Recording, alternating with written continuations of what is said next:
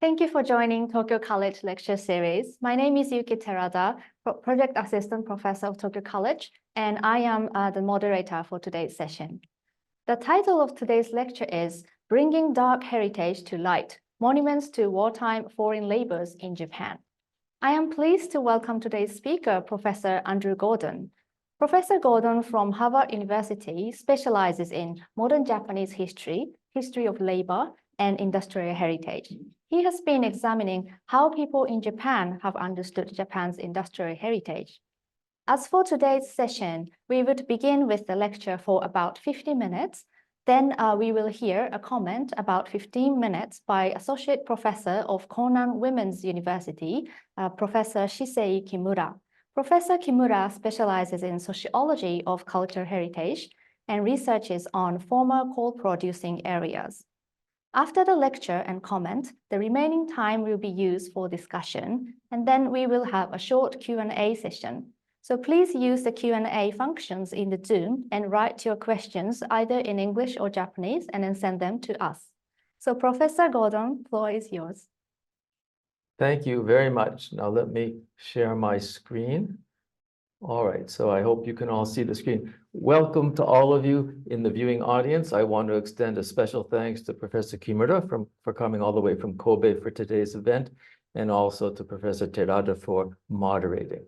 And I also want to especially thank the members of Tokyo College Heritage Studies Group who have had such fruitful conversations and taught me much as we've been exploring our shared interests this year and before, and I hope after. So my talk today is very much a work in progress, and so I'm really looking forward to your comments. The Q&A will be brief, so please feel free to write to me. The best to use is my Harvard email, which you can easily find online, with any follow-up questions or comments those of you in the audience might have. In this talk today, as the title shows, I will focus on a few among the surprisingly numerous monuments erected in Japan since the 1960s to mark the sites of coerced wartime foreign labor and mourn the deaths of those who died while doing this labor. I'll ask what messages are conveyed at these doubly dark locations, a bit more on doubly dark in a minute, and what potential might these monuments offer for current and future generations to come to terms with a difficult past. I'm not moving forward. How do I? The arrows aren't moving my slide forward. Here we go. So the focus of the larger project of which this presentation constitutes one chapter is this title. The tentative title that I'm using is Making Modern Memories, the Curation of Industrial Heritage in Japan. And I'm looking in this larger project at a number of locations, some which were made World Heritage Sites by UNESCO, including, for example, in the lower left-hand corner of your screen, the Mitsubishi mine sites in Nagasaki, Gunkanjima, and Takashima, or Hashima and Takashima, and also the Mitsui mine in Omuta. But I'm also looking in the larger project at a number of other sites, the Chikuho coal fields, also in Kyushu, the other blue pinpoint in Kyushu, and sites in northern Japan as well, central and northern Japan as well, including the Joban coal fields and the Ashio copper mine and the Yubari coal mine in Hokkaido. And finally, Fukushima Daiichi, F1 as it's called, or 1F, which is, as you know, shut down and therefore I see as part of industrial heritage. So this is the geographic scope of the larger project I'm engaged in. But today I'm going to zero in on a subset of the larger project and talk to you about doubly dark, unofficial heritage that's embedded in monuments to wartime foreign labor in Japan. First, a word or two on history versus heritage.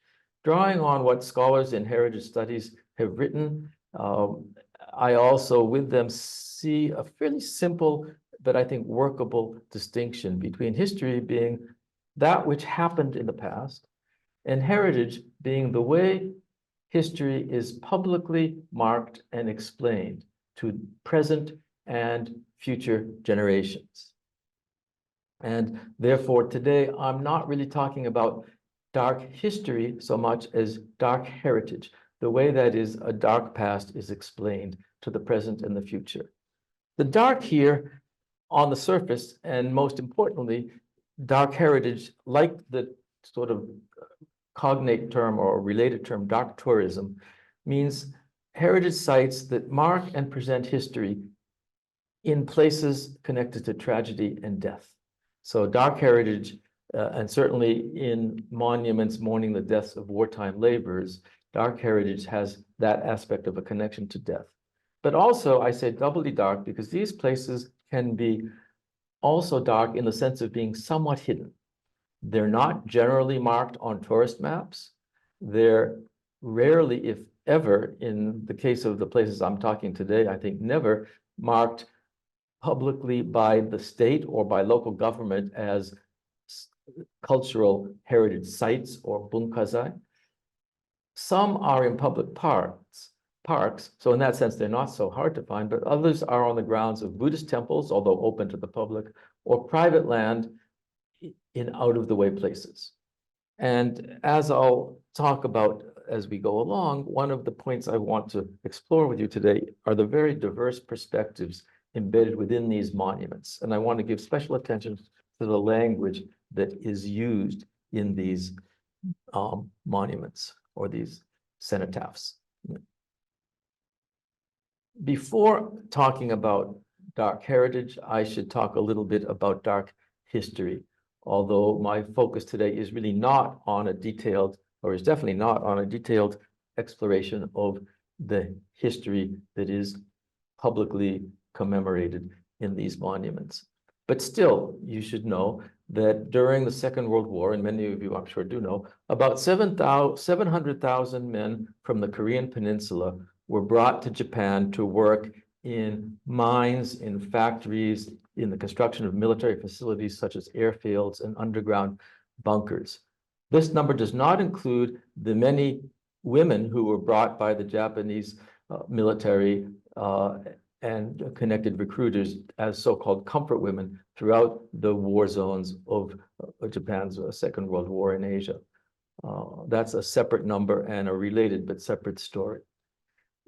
The mobilization of Korean workers during the war took place in 3 stages of increasing coerciveness from 1939 to 1945.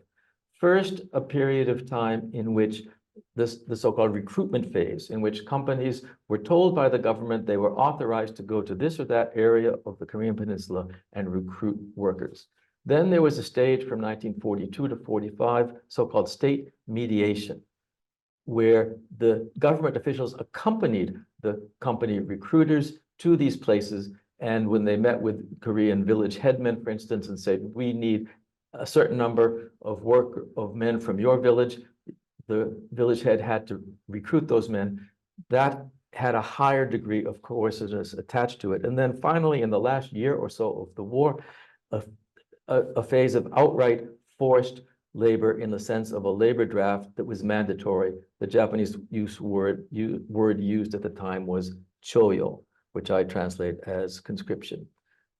A number of these workers died while in Japan on the job. The estimates vary extraordinarily widely, as they do in so many other instances of wartime strategies around the world, whether it connects to Japan or not, whether it's those who perished in the Nanjing massacre, for instance. And you can see the range of numbers here. I think the 35 number is surely too low. The 60,000 number is probably too high. I think it includes people who went missing but probably escaped and did not die. A more reasonable number is perhaps 20,000, which still adds up to a very significant proportion of the total. And this does not include the 20,000 Korean workers who were in Hiroshima at the time the atomic bomb was dropped, having been brought during wartime to work, especially at Mitsubishi facilities in Hiroshima, and who were victims of the atomic bomb. That's a related but separate story. About 30,000 Chinese laborers were brought. They were brought, all of them, as outright prisoners, as forced laborers. Their conditions were worse, and their death rate was extraordinarily higher. The estimated number who died out of the 30,000 or so who were brought from the Chinese mainland was 6,800, which adds up to 17%. And for reasons I don't fully understand, this number does not seem to be widely contested. So in the wake of this history, now I'm turning to heritage. Many of what I call cenotaphs, the Japanese word, you can see it here on the screen, idehi, were erected to the laborers who lost their lives, to mark their deaths, to mourn their deaths. It seems that around 160 such cenotaphs have been constructed in honoring the memory of Korean laborers. This number I take from a website maintained by a Japanese right-wing organization which detests these cenotaphs and would like to see them all taken down. It's possible they've slightly exaggerated. I've never seen a full list of 160, but on the other hand, I have found many, and other scholars who've looked at this more than me in detail have found many number. And I actually think this number is probably fully close to the correct number. Also, there are 40 or so cenotaphs to Chinese wartime laborers erected around Japan. Each one of these is the result of civil society initiative that unfolded over years, or in some cases decades, sometimes involving local government and usually spearheaded by private civil society organizations. And I'll talk about this process in introducing specific locations now today. Many of these idehi, many of these cenotaphs are locations where annual or in some cases occasional gatherings are held in mourning or commemoration. And these gatherings create and sustain what we can call a heritage community that can change over time. So how did these many cenotaphs come to be erected? First, the story starts with history and not heritage. That is, efforts beginning in the 1950s of eyewitnesses, of participants, of local historians, of academic historians to put together the record of what happened. The first notable publication on this topic focused on the Chinese workers. The word forced transport is my translation of a Japanese term, kyosei renko, that was used in both of these reports. And then after the 1960 report, 5 years later, and inspired by the earlier report, a Korean scholar took the lead with many others in preparing a similar record. Involved in these projects were diverse coalitions of Chinese and Korean residents in Japan, organized into two competing organizations, Mindan, loyal to the South Korean government, and Chosen Soren to the north, local historians, clergy, intellectuals, writers, labor unions, political parties, especially from the left, the Japan Socialist Party, Japan Communist Party. These were the organizations that were involved in collecting and publishing this historical record. The Japan-China Friendship Association, formed in 1950, played a key role for the Chinese story. And then, once in place, these coalitions continued on from the creation of a historical record to the work of actually erecting memorials, idehi.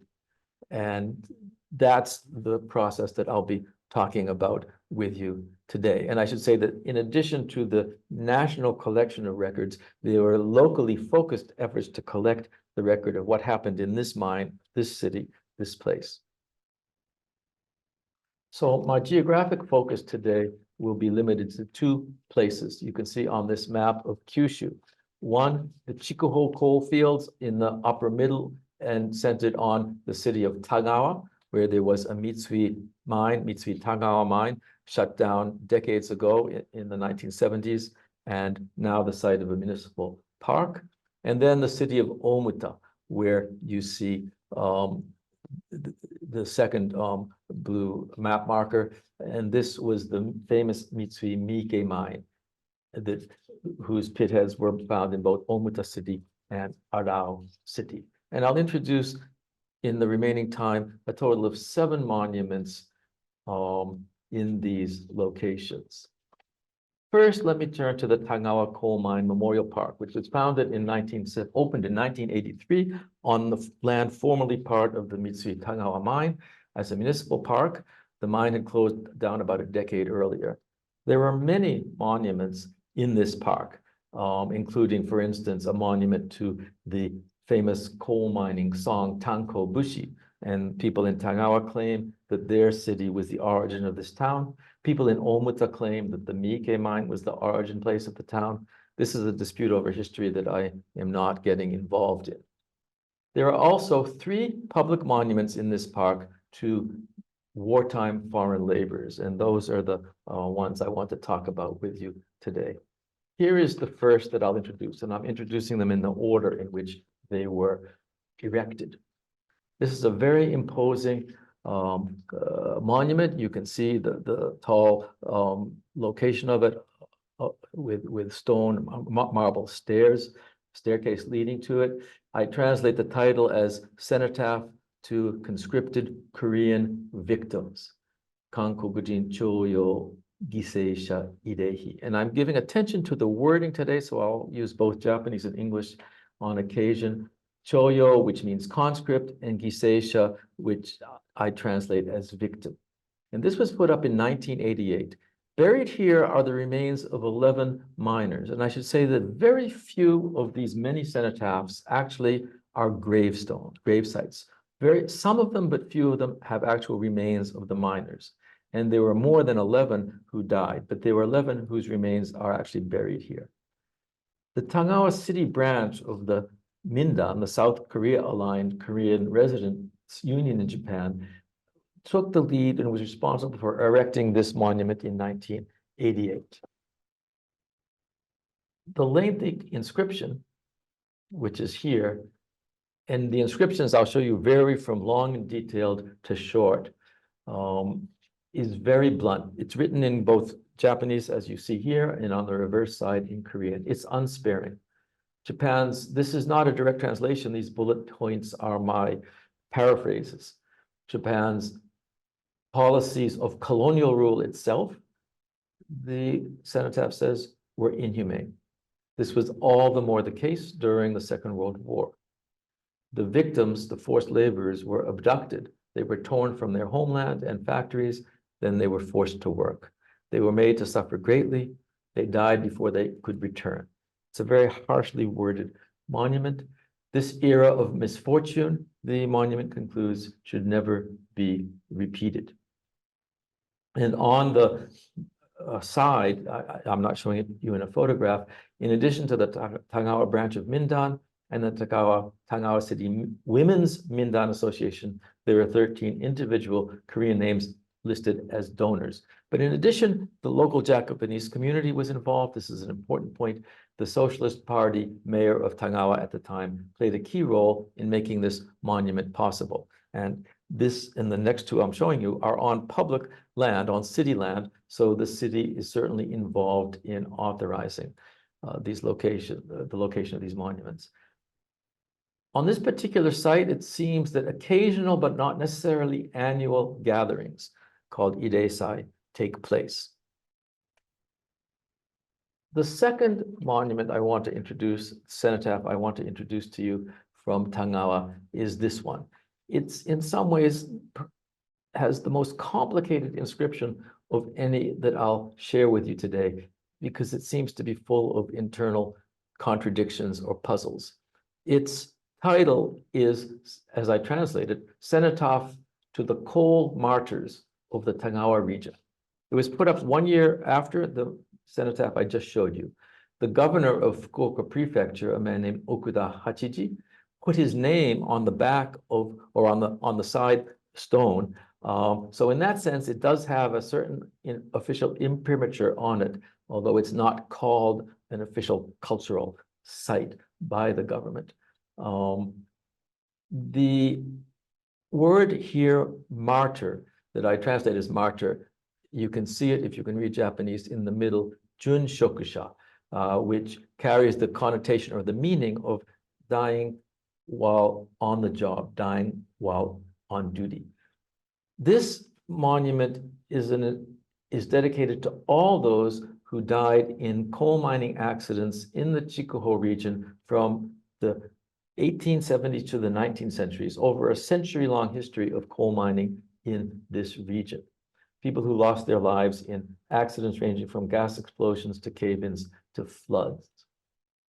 And this inscription is unusual, but not unique.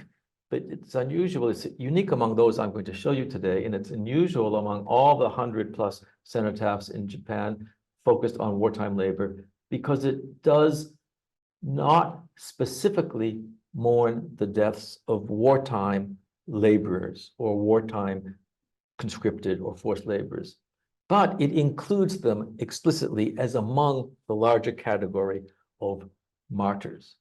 It's dedicated to an estimated 20,000 martyrs who died in the coal mining accidents of the region, as I said, over about a century of its history.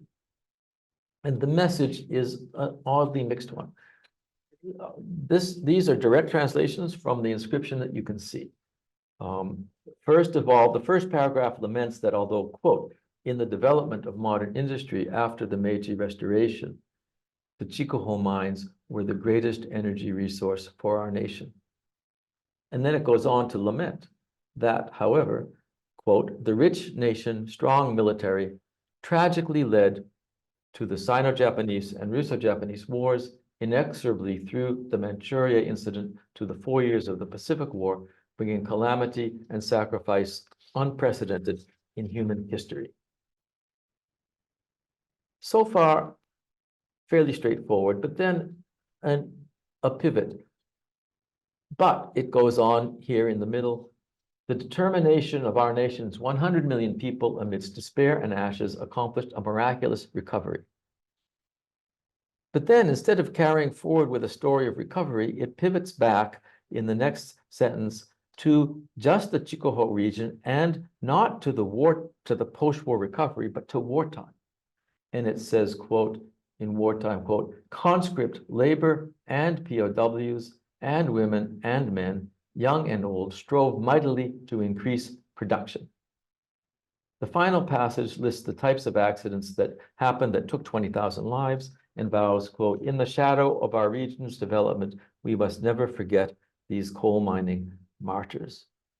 I quote this cenotaph at length because it seeks to both celebrate the positive, the building of the nation's economic power, and lament the negative, the deaths in the line of duty, but deaths in the line of duty that carries a sense of noble and almost willing sacrifice, even though it does include mention of conscript labor and POWs. To have this mixed message of both celebrating the building and then the recovery building of Japan's economic power and lamenting the deaths, this would be challenging to do in a monument, even if it was only focused on Japanese workers.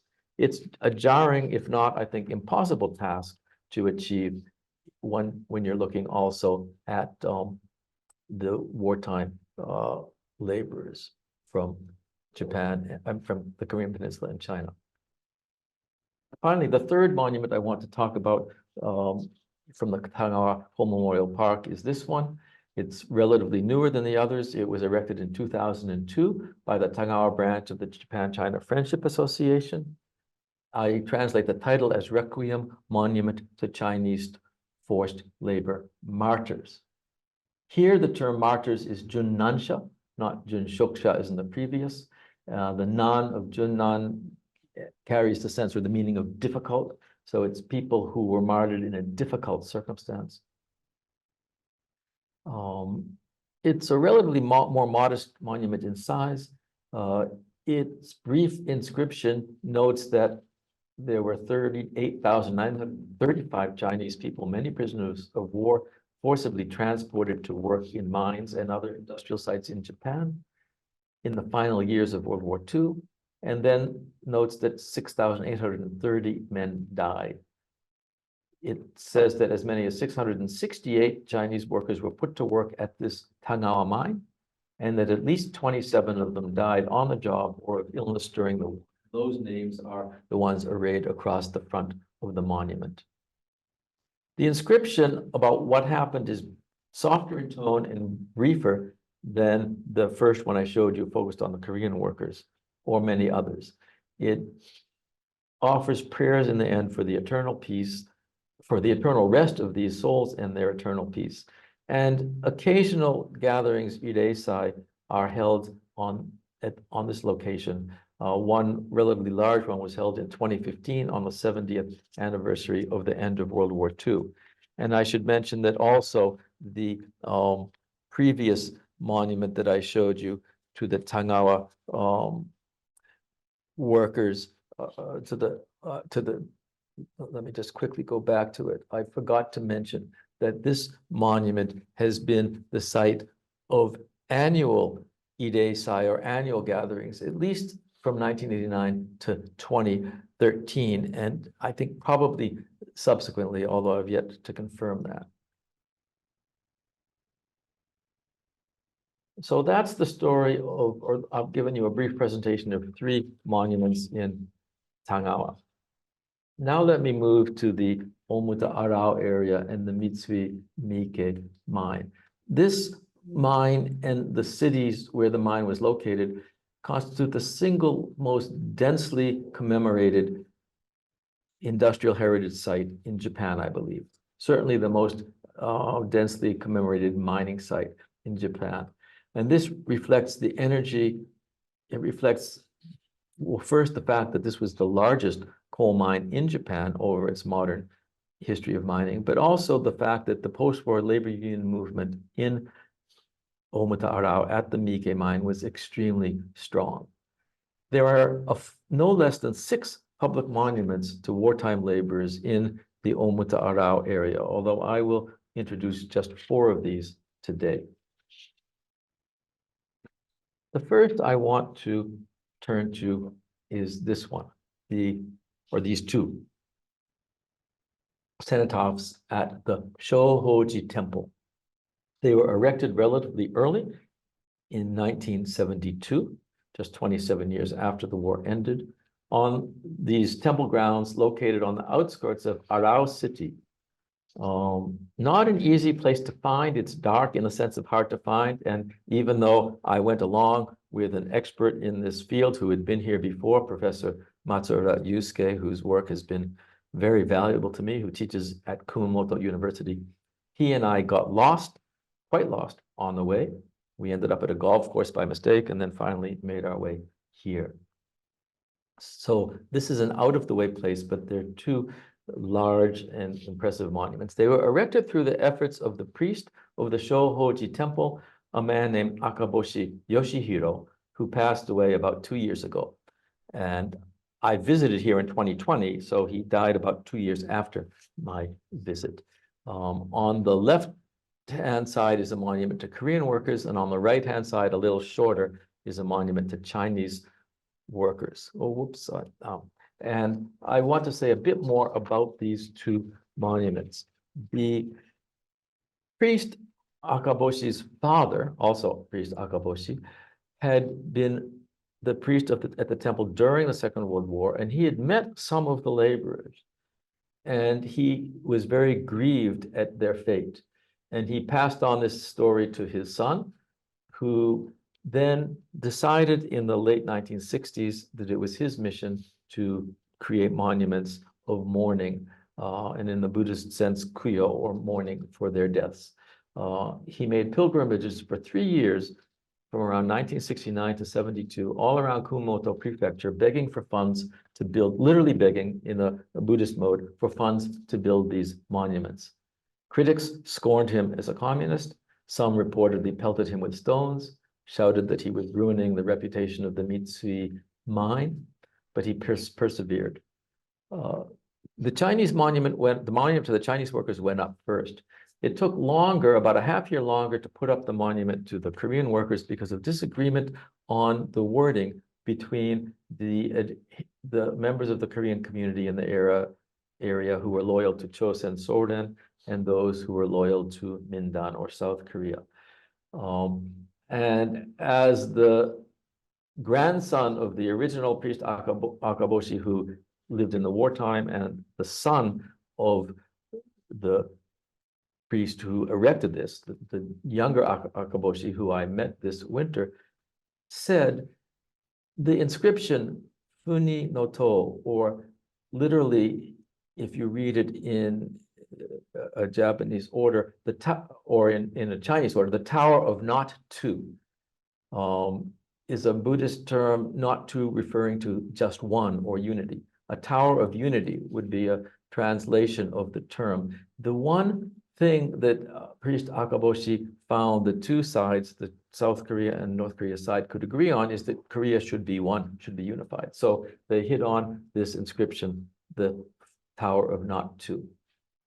The text on the monument is detailed and harsh. It laments the discrimination experienced by the workers, the harsh labor they experienced, and their deaths. Representatives of both the Soden and Mindan attended the opening ceremony, but for the next 15 years, the Mindan side did not join the annual commemorative ceremony that was held at this site. But eventually from 1989, and I think the fall of the Berlin Wall, although it certainly didn't end the Cold War in Korea, changed the situation. And at the urging of priest Akaboshi, representatives of both sides began to once again take place in annual ceremonies. And annual observances continue to this day. So for 52 years, this has been a site of commemorative mourning. So here are two of the cenotaphs in Omuta. Then I want to turn to a third. This is the newest of all the cenotaphs that I'm showing you today, and it may be the most recent of any cenotaph erected to the memory of the wartime laborers from China or South Korea. I should mention, I forgot to say this at the beginning, that there were allied, that is British, American, Dutch POWs put to work in these mines and sites, and there is one or perhaps two monuments specifically to the POWs, but they do not receive, they were fewer in numbers, they are not around as a local community, and they receive less attention as heritage, that is. So a third cenotaph in Omuta Arao area is this one as in Tagawa, a public park on the location of a former mine. In this case, the Mitsui Miike mines Miya-ura pit, a particular one. The Mitsui mine was huge. It had many entry points or many pits. And here in this now city park is a newly erected, 11 years old, cenotaph to Chinese martyrs. And here you can see the term being used as Junnansha. This was erected by the Japan-China Friendship Society. It's a beautifully glistening black marble monument. There was some local objection to putting this in a public park. I should say that next to the monument, you can see on the left-hand picture, the smokestack from the mine and also a rusted roof under which sit some rail cars that used to carry workers into the mine. But the Omuta city approved this. The Omuta mayor sent a supportive message to the unveiling ceremony. So there was municipal buy-in here. The names of the Chinese miners who died at Miya-ura are inscribed along the front of the monument. The text on the back is blunt, although fairly brief. It's in both Japanese and Chinese.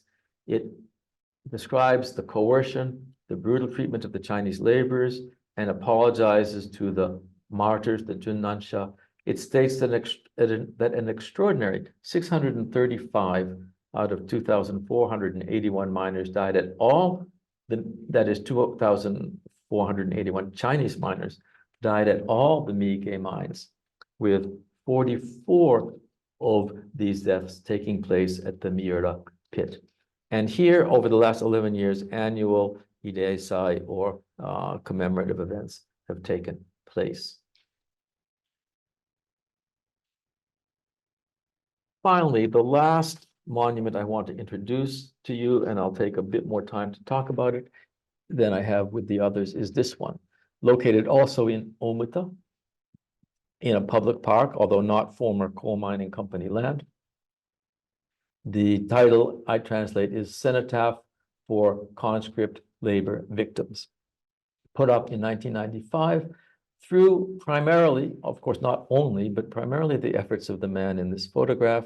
This photograph, these two photographs are taken from a visit I made to this site in 1990 when I met Mr. Wu Pangkun through the kind introduction of Professor Matsuura, who I mentioned earlier.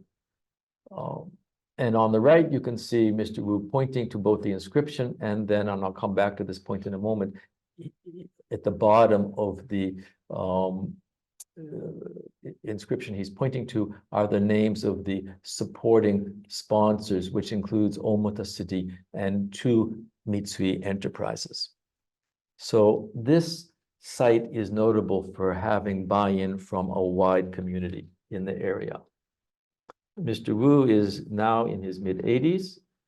He was born in 1938. He came to Japan with his mother in 1942. Shortly before he was born, his father came on his own to Japan to work. So he came before the wartime labor recruitment process took place. So he was not mobilized through that wartime conscription process or recruiting process. But nonetheless, Mr. Wu, as he grew up, learned from his father, from others. Well, his father wasn't a recruited laborer, so he learned from some Korean workers who stayed on in the area after the war, and also from one Mitsui Mining Company official, the story of the recruitment, and in the case of the middle and later periods, the forced recruitment of these workers. And he came to be deeply troubled by his knowledge of this history, and determined to do something to mark this heritage. In part, I think, sparked by his own experience of discrimination that he's described it on various occasions, including in conversation with me. As an eager high school graduate, he was initially offered a job, and the prospective employer then reversed the decision upon realizing that he had Korean heritage. But Wu-san successfully built a local construction business in Omuta, and with that background, he began in 1990 his efforts to erect a monument to these workers, the Korean workers who died in wartime at the Miike mine. This was a long process of tenacious negotiation, seeking support and funding from the Mitsui company officials. It was important to Mr. Wu that the Mitsui company would be part of the story. He met numerous times with the company officials, on some occasions facing as many as 5 executives across the table, bringing the documents he had uncovered that laid out the history of labor recruitment and employment. He reports having about 250 meetings over a 5-year period, either with the company, with Omuta City, with his own supporters. He built an organization to support this effort that was neither solely Mindan or Chosen Soden, and had a third-party naming as the local Korean Association in order to have buy-in. For Mr. Wu, the negotiations that he engaged in were important, not necessarily because he needed the company to actually give the money. One interview, and Mr. Wu has been interviewed on a number of occasions by people other than me, including Koreans as well as Japanese, and these results have been published on, you can find them online. One interviewer notes that if it were simply a matter of the cost, his own personal resources and probably those of other supporters would have sufficed. But Wu explained in this particular interview that, quote, precisely because this monument gathers the thoughts of many people, it gives birth to unique, irreplaceable meaning. So for him, a coalition politics was crucial.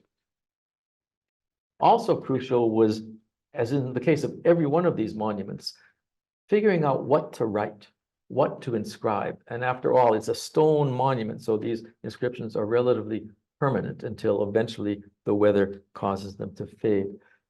This was an important matter to Mr. Wu. And the message that resulted is softer than that of other monuments on purpose. This is the gist of the message. This is a partial translation of what you see in the photograph. It has been over 50 years since you were conscripted to this place, unable to return home because of your harsh labor. Our brethren rest here, whose fate was decided in Japan. We erect this cenotaph to console your souls, and in hopes such misfortune will never be repeated. The compromise, as Wu tells the story, that he was willing to make is to use the term choyo, or conscription, rather than the term that is often used in discussing the wartime labor recruitment story of forced labor. Of course, conscription carries with it the meaning of force, it's mandatory, but it was also the official word used by the Japanese government at the time. So it's an easier term to get wider buy-in for. And as I mentioned, when I showed you the first photo of Mr. Wu pointing to the monument, he managed to enlist the city of Omuta, the Mitsui Miike Mine Company, and 2 other Mitsui enterprises in the city as supporters. He also succeeded in convincing the director of the Mitsui Mine Company to attend the opening ceremony, the dedication ceremony in 1995. The mine was still open. It would not close until 2 years later in 1997.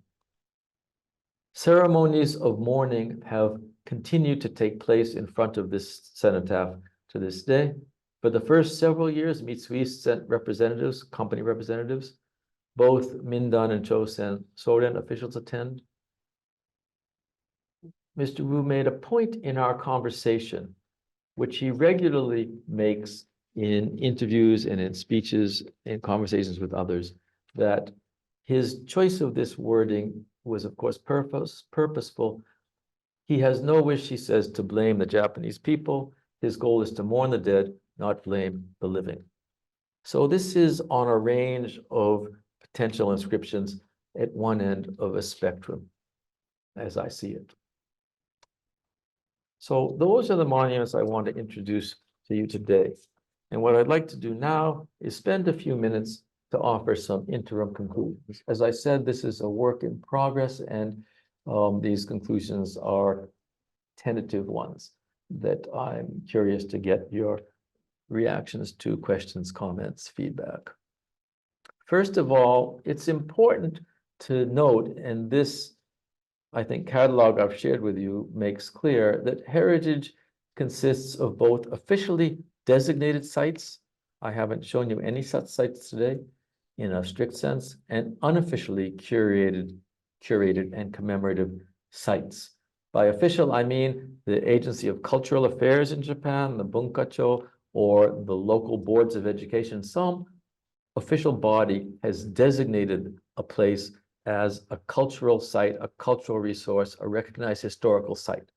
None of these places carry that marking, although the last one I showed you does have Omuta City listed on it as a sponsor, and the Fukuoka government is listed as a supporter on one of the Tagawa monuments. So in that sense, I guess you could call them semi-official, but for the most part, I see these cenotaphs as unofficial heritage. And I think it's really important to keep unofficial heritage in our field of view when we think about how history turns into heritage, and then what public stories are told by whom and to whom. Second point in conclusion is this, that the marking and presenting of heritage is a fluid process. These places are not fluid. They're made of stone. They're fixed. They're not necessarily permanent in the sense of going to be there for 1,000 years, but they're likely to be there semi-permanently at least. But the process of making heritage, or the project of making heritage, is a process. It's not a fixed thing. And this is a core idea in a field that's now been around globally for 20 plus years called critical heritage studies, which the classics works in which make the point, which I am convinced is the right way to go, that indeed the making of heritage and the ongoing meaning of heritage, it's fluid, it's a process, it's not a thing, it's not fixed. And I've tried to show that today in talking about how these monuments came to be and a little bit about how they've been treated once they came to be. A subset, perhaps, of the point about process is that the politics of memory in Japan and the politics of heritage, I should also add here, the politics of heritage and memory is not just a politics of amnesia and denial, but it is contested. When I say not just the politics of amnesia and denial, I mean that it's often said, sometimes within Japan, especially from outside Japan, that people in Japan are in denial about the dark side of their modern history. I think that generalization is wrong. There's 160 of these cenotaphs, that hardly, for the Koreans, another 40 or so for the Chinese, that hardly constitutes a landscape of amnesia and denial. But it is a contested landscape. There's a politics here. There are those who would like to see these places taken down. Most famously and recently, it's not a focus of my research and my talk today, one monument commemorating the experience, mourning the experience of wartime Korean laborers in a public park in Gunma Prefecture was taken down by the city. I don't have time to go into the complex story of that, but the larger point is that on the one hand, the process of heritage making in this area is not one of amnesia and denial, but it is a contested history. The fourth point I want to make is this, with 3 subpoints, that the key words and the texts of these cenotaphs point to an important range of the framing of victimization and politics. I've focused mostly on 3 words today. There are other words that one could look at. One could talk about the difference between the word forced labor and conscripted labor, for instance. But the 3 words that I've focused on today are 3 terms that are most often used in these monuments to denote those who lost their lives. One term is giseisha, which I translated as victim.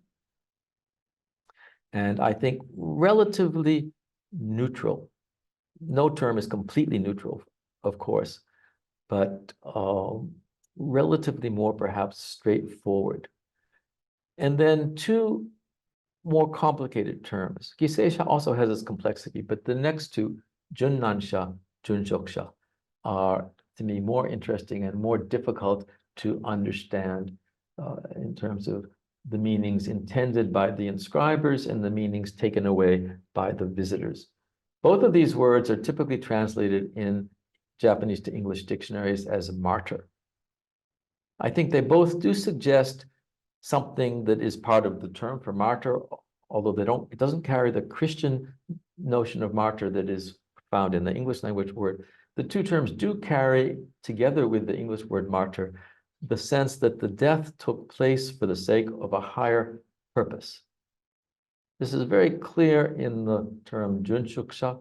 It's the duty on the job of some higher purpose of whatever the job was, is the higher purpose for which somebody gave their life or lost their lives. The junnansha is trickier. The higher, there's some difficulty,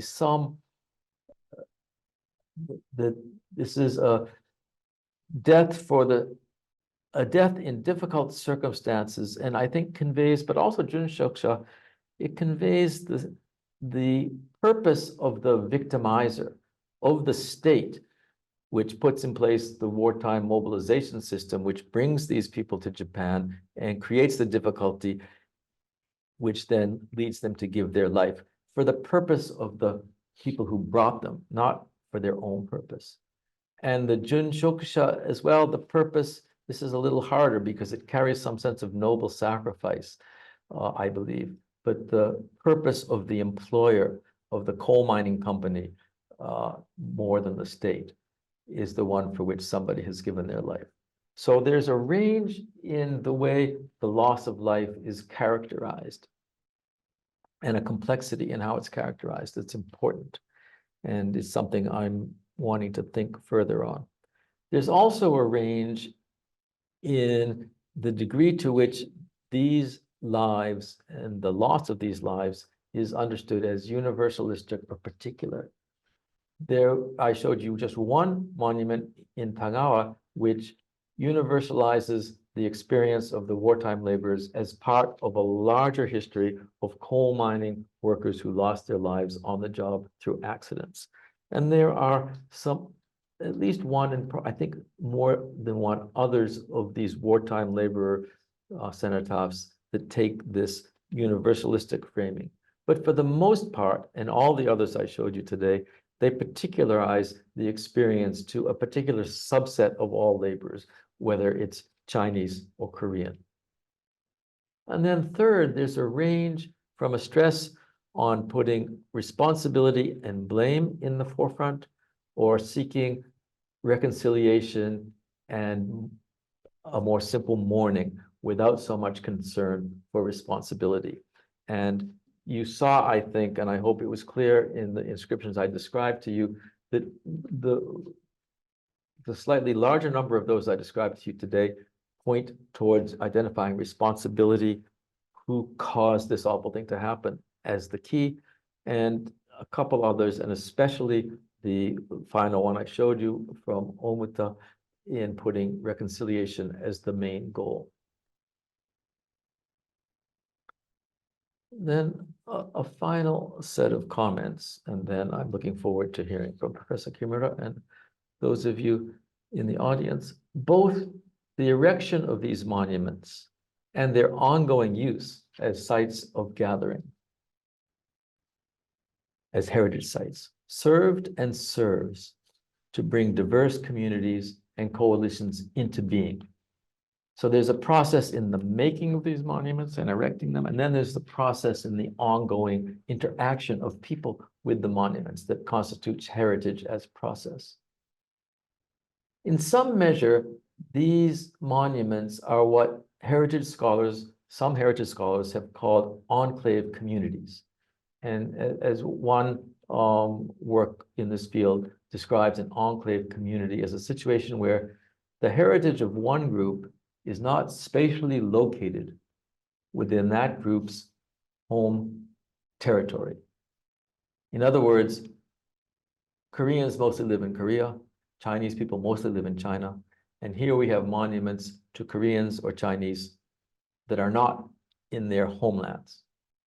And so there's an enclave community, the Korean residents, Chinese residents, or visitors from these places that could constitute the heritage community. I think this is to some degree, it's a partly accurate summation of the story, but it's by no means the whole story here. Because there is the possibility, and there's also to some extent already the possibility being realized, of bringing into being through these monuments a wider community. You've seen that Japanese political parties, Japanese labor unions, Japanese city officials, Japanese supporters have been part of the projects to erect the monuments and have also been attendees at the memorial ceremony. And so it remains to me an open and important question, and this is part of the fluidity of heritage, as to who in the future will constitute the community for which these sites have meaning. And so with that, I'd like to end. Thank you for your attention, and I'm looking forward very much to Professor Kimura's comments. Thank you very much for your insightful lecture, as well as providing detailed information of history and with the specific examples of monuments in Japan. So before we move on to the discussion, now we have a comment by Professor Kimura. Kimura先生、お願いします。よろしくお願いします。私からは日本語でコメント。Thank you very much. I'd like to make a presentation in Japanese. My name is Kimura. I'm from Konan, the Women's University. はい、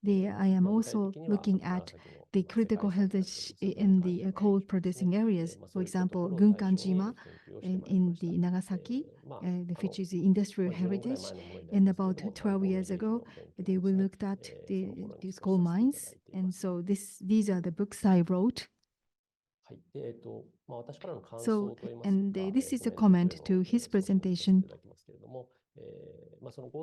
Dr. Gordon, they talked about his study, and I am personally able to see some continuity of my work with Dr. Gordon's historical research.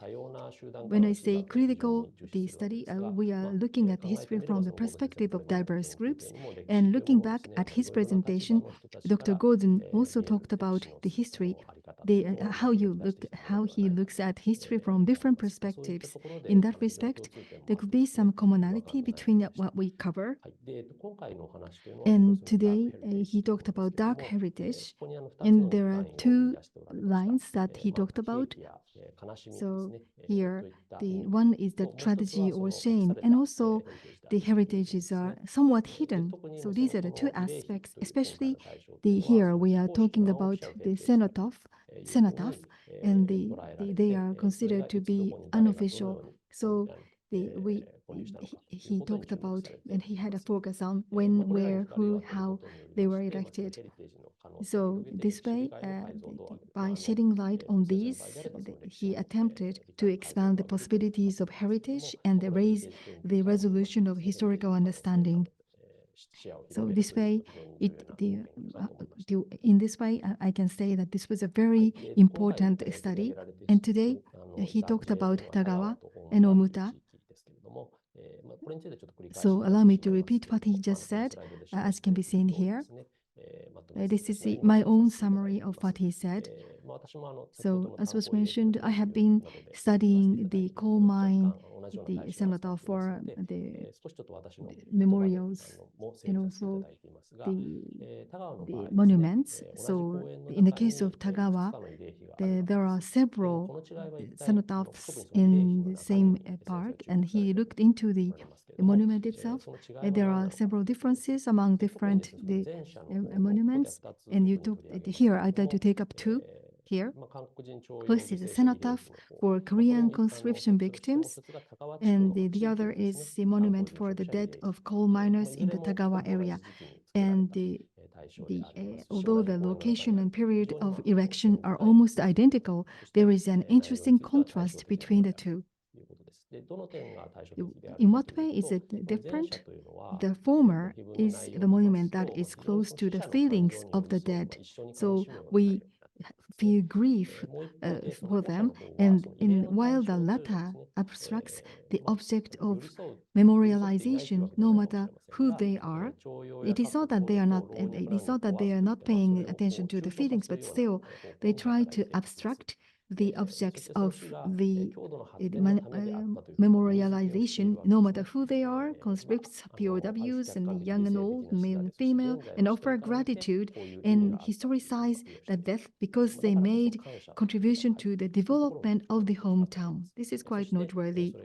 So they are now, so that means that they are looking at the implication to the current situations. In that respect, it has been the historicized, and so that means that they're looking at this on a positive tone. So this is very much similar to what I just talked about. So I really thought that the latter type of memorial is similar to the heritage project. So the Omuta example,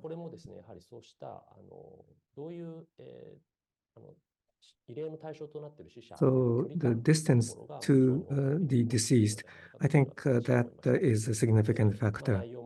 And contents of or details of that I've written here. So timing is different, but especially the last one that was built by Mr. Wu. City of Omuta and Mitsui companies were collaborators. So in that sense, it was quite significant. And that is an important part of the process of creating heritage. And in the process of negotiation, the wording became softer and more abstract. And we see that commonality with the Tagawa example, the regional one. And this have some commonality there. So I'd like to use some heritage research terminology. Within heritage research, what's been the two keywords that have been a focus in recent years, and one is scale. Scale is the spatial range, so the space that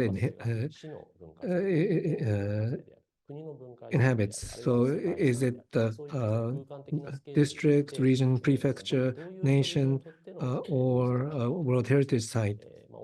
And so for the same coal mine in Kyushu, do you say it contributed to the development of region or the modern Japan, or the even larger scale, including former colonies? And so the wording would be different by that. And so the starting point of all of that would be the scale. And so scale is quite important. And that would be determined in many cases by political factors. that seems inevitable. The other point is emotion. The emotional aspect. So, heritage,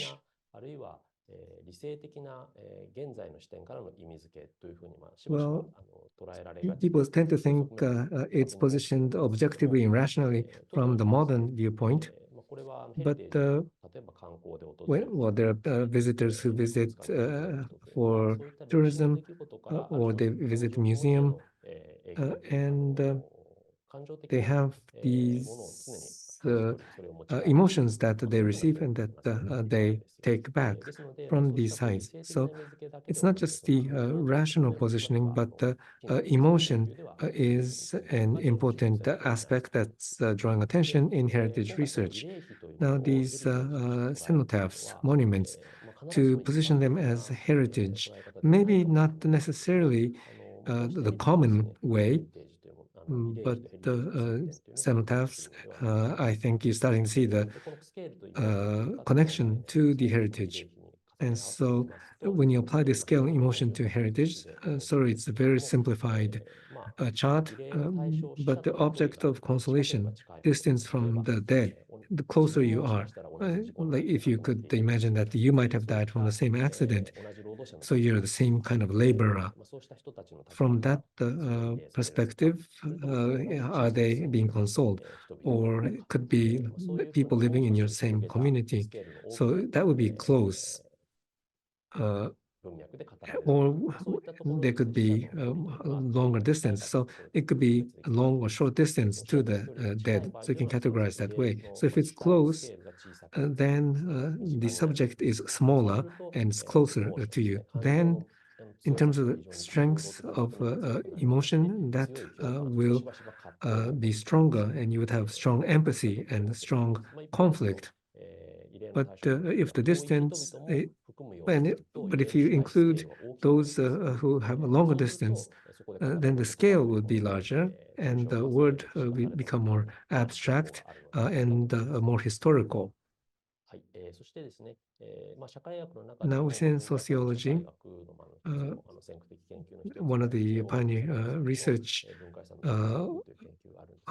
sociology of cultural assets by Hagino.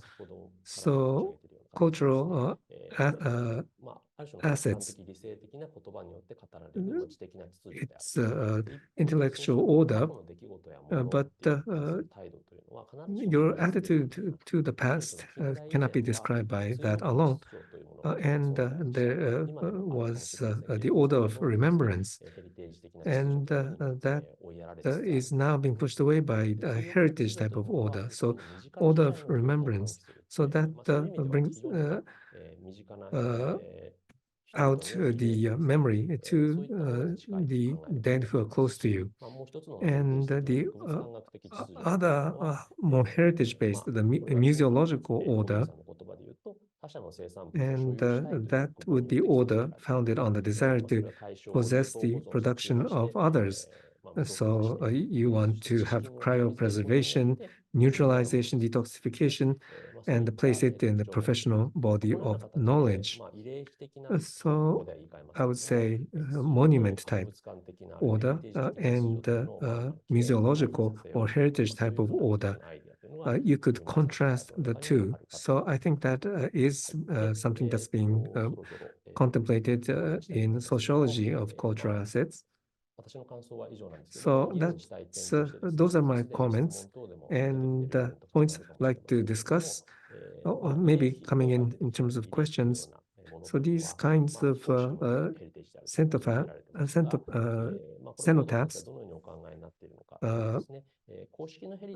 they are unofficial. Should they be made official? I want to ask Professor Gordon his opinion. If he thinks it should be official, how would that be possible? And by making it official, would there be something that would be lost as a result of that? And or maybe there's no need to make it official. If that's the case, then would there be some potential arising from the fact that it is unofficial? And this unofficial meaning that it will be hidden not conspicuous.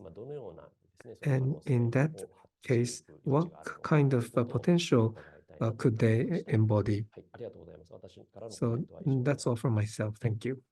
Thank you very much, Professor Kimura. Do you have any response, Professor Gordon? Yes, I would be happy to offer some thoughts. And first of all, thanks to Professor Kimura. These are great and valuable comments. And they also included references to works, some of which I wasn't familiar with, that I'll be consulting and thinking more. And so I'll look forward to continuing conversation with you in the future. I think that your first few slides or comments captured perfectly what I've set out to do. So I really am glad that that message came through.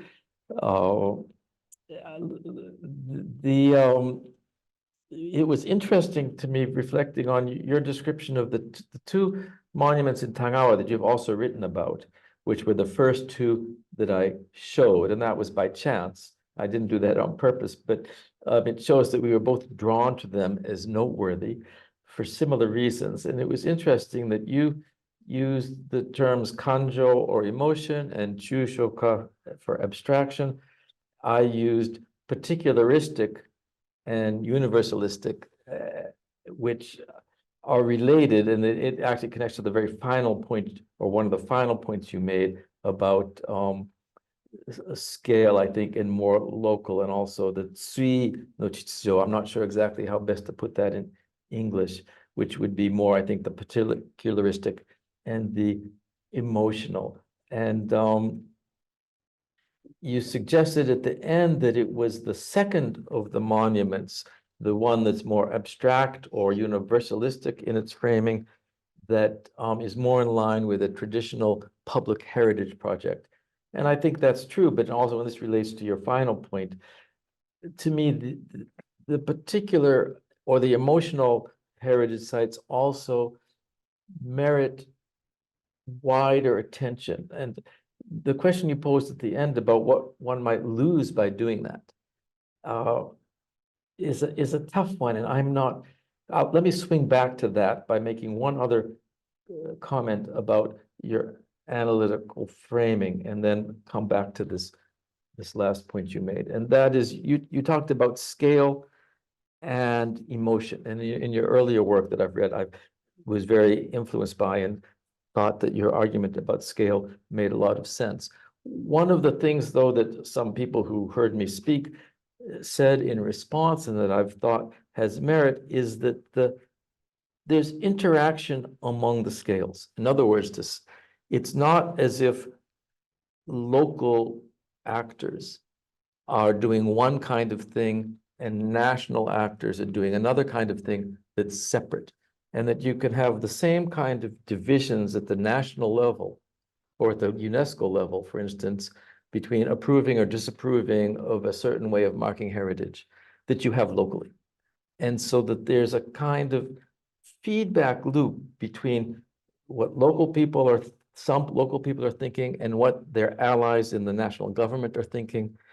And those people have their own emotional investment in a certain story. And whereas others, both nationally at UNESCO and locally, have their own story. So for instance, moving away from this particular topic today, but thinking of the Meiji Industrial Heritage, World Heritage Sites, you had local actors who were emotionally engaged with pride in the national achievement. You have national actors who echoed and reinforced and carried that forward to UNESCO. And then you had local actors who said, no, there's other stories to be told. You had some at the national level and some at UNESCO who were not from Japan, from the PRC, and especially Korea. And then these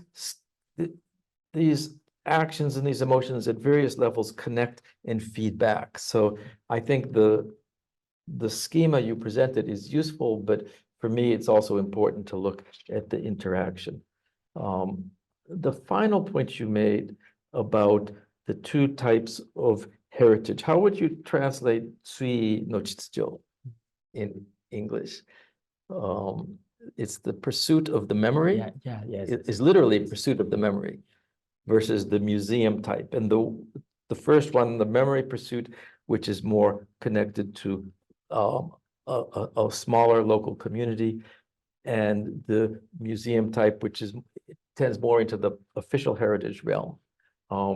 Again, I think those distinctions are useful, but especially in the case of Omuta, but also in the case of Tagawa and other cases, there's feedback between these two types, because it was actually the Omuta Coal Mining Museum, which I didn't talk about today, that did a lot of work in sponsoring filmmaking by this well-known documentary filmmaker, Kimura Hiroko, that brought out stories that then fed back into what you might call tsui, or the pursuit of memory. So you can have that is museums which have a public face and a kind of official heritage space, but engage with the unofficial space. And I mean, that leads to your last question or point in question about what are good ways to proceed with hikoshiki or unofficial heritage. And if it's made too public and official, it becomes mummified or museumified, and it loses some of its impact. I suppose there is that danger, but it also, by bringing some greater degree of recognition to these sites, I think it helps. It could bring people to visit who would engage emotionally in a different way from the actual descendants, for instance, of victims, that could be valuable. So I don't hold up much hope in this particular case that I've been talking about today, that there will be movement toward official marking of these places. And as we discussed before today over lunch, there are reasons that official institutions can give, for instance, for not wanting to give recognition to places that might be considered religious sites of mourning because of a logic of separation of church and state. But one thing that I've been thinking might happen more, which hasn't happened, and it's a curiosity to me, I didn't mention it in the talk today, is the potential for social media, which is not official, but it has a wider reach, to create communities separate from the location, who might be moved to come. And indeed, with the possibility of geolocated information, the possibility for online tools that describe heritage in a different way than the curators at an official site might describe it, where visitors can come and bring their phone and listen to that story if they want. There are many technical possibilities that are quite within the realm of present day technology, and they're only going to expand in the future. And I think one thing that may happen in the future is that new forms of transmitting information might break down some of this divide between unofficial or official. That's just a supposition. I haven't found it as much as I thought I might find it in this project in the last 3 or 4 years. So, that may be an expectation that proves wrong. But anyway, thanks so much. These comments were great. And you've given me, I have your PowerPoint slides. You've given me a lot to think about. So thank you so much. So we have a few questions from the audiences, so I think we have time. So why don't we ask you the first few questions about the terminology and some concepts. So history, heritage, and legacy, what are the difference? Because you have focused on pretty much on history and heritage, but not really on the legacy. So any differences from the first two? And also the second question addressing some conceptual issue is, could you give us a little more explanations of why you have chosen the lens of heritage to interpret these cenotaphs rather than memorialization? Do you see these two terms overlapping? Okay, yes, great questions. And the second one asked by Trent, somebody I know very well, who's probably just right down the hall. But on history, heritage, and legacy, yes, there's a purposefulness in what I did today to use the word heritage and legacy. And it actually comes out of my reading of the work of another scholar I mentioned today, Professor Matsuura Yusuke at Kumamoto University, who also Kimura Sensei knows very well. And he has written interesting work where in Japanese, he distinguishes between funo, he uses the Japanese funo isan, and he translates it, which could be rendered negative heritage or negative legacy. And he says that in English, there's a distinction that he would like to use between negative heritage and negative legacy. And I actually think that's a great distinction. And in the larger work, I'm going to elaborate on that distinction. But just to put it very briefly here today, for Matsuura, and I follow him in this, a negative legacy is something that carried forward in a negative way from the past that requires an accounting for. This could be environmental damage that has to be remediated. This could be human cost, such as wartime laborers who didn't get their pay and want back pay. It could be wartime laborers who want compensation for their suffering. That's a negative legacy. It could be people in the coal mining regions who lose their jobs and their cities decline and their lives become economically difficult, and there's a negative legacy that is hoped to be compensated by government welfare policies. So that's a realm of negative legacy, where negative heritage, in my way of using the term, are not so much things that are involved in compensation, although there can be crossover and connection for sure, but it's negative.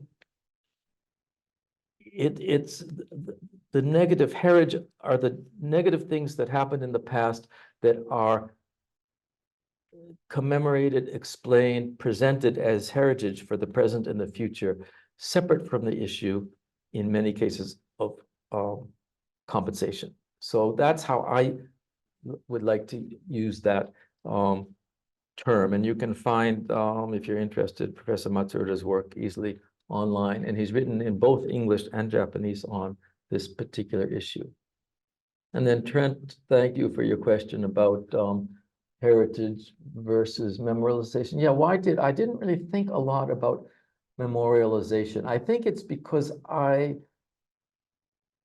Sangyo Isan, which is where industrial heritage is where my project began, and then also with this framing of two types of heritage, or two types of negative Isan, one being the heritage and one being the legacy side, and that I wanted to stick to heritage or negative heritage as the way to talk about the public commemoration and presentation of these histories, but it certainly overlaps with memorialization.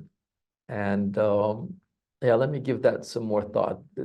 Memorializing is a process, as is the making of heritage. So those two do connect.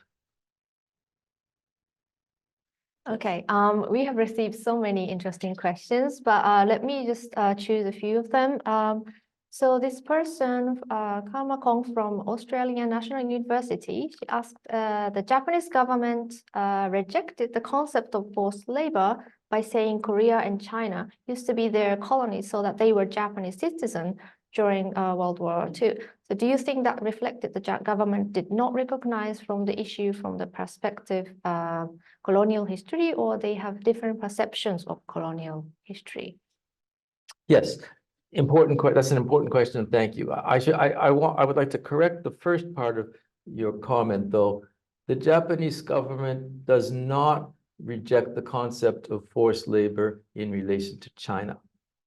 And Japanese courts have actually, in some cases, ruled in favor of Chinese plaintiffs demanding compensation for their forced labor. China was not a colony of Japan. Manchuria was an independent state that was a pseudo-colony. The wartime laborers were not necessarily brought from Manchuria.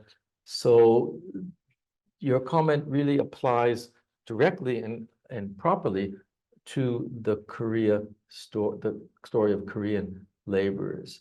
And as you say, the Japanese government says this was not forced labor because they were subjects of the Japanese Empire, not citizens, but subjects of the Japanese Empire, just like Japanese people in Japan were, and ethnicity had nothing to do with it, and all subjects were ruled by the same emperor and under the same law and were mobilized with conscription. So there's nothing wrong with that. Your question, is this reflecting that the government does not recognize the issue from the perspective of colonial history, or they have a different perception of colonial history? I think it's both. There is a different perception in the Japanese official world today of colonial history and in parts of Japanese public opinion as saying, we did all kinds of good things for these colonized people, so why don't they appreciate it more?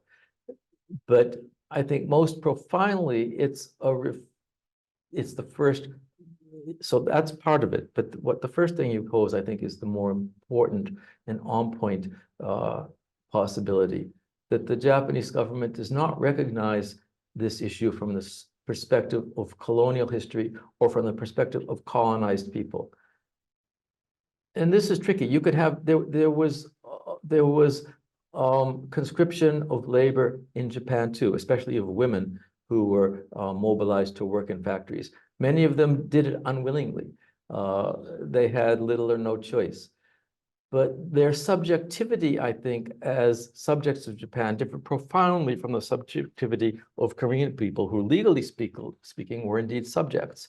So if you take a legalistic perspective and you don't want to pay reparations, yes, you say that, well, everybody was the same. But if you think about the subjectivity of colonial history and the subjectivity of colonized people, the degree of coercion applied to somebody from the Korean Peninsula as it was experienced by that person is profoundly different. And that's something the Japanese government at least does not recognize. If I may, probably you have one more question. Sure, sure.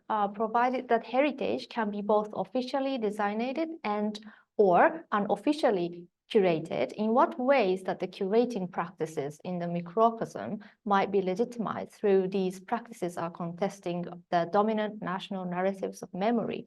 A case in point is the heritage site of the first Catholic Mass in the Philippines.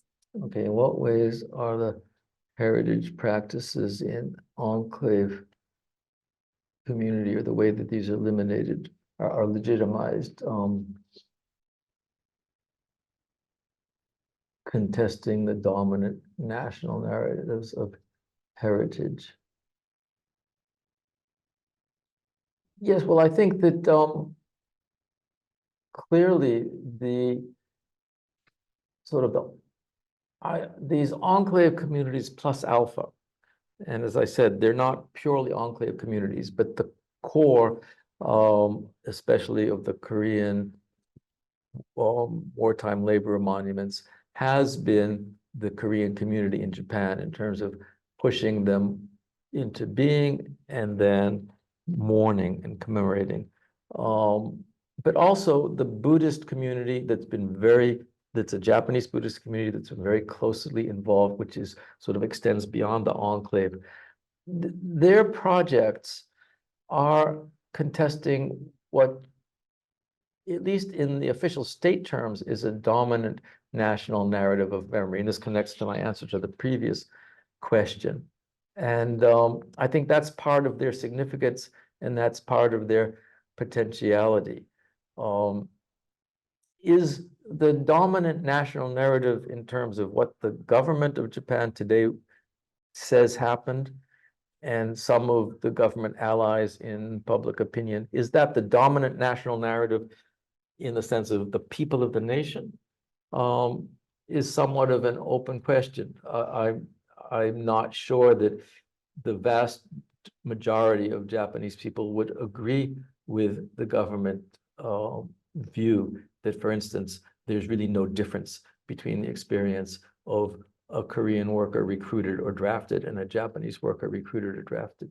I think that's an open question. I don't think that's, so the question of what's the dominant national narrative, I think, is kind of up for grabs. But basically the distinction you make in this question, and the point you make is well taken.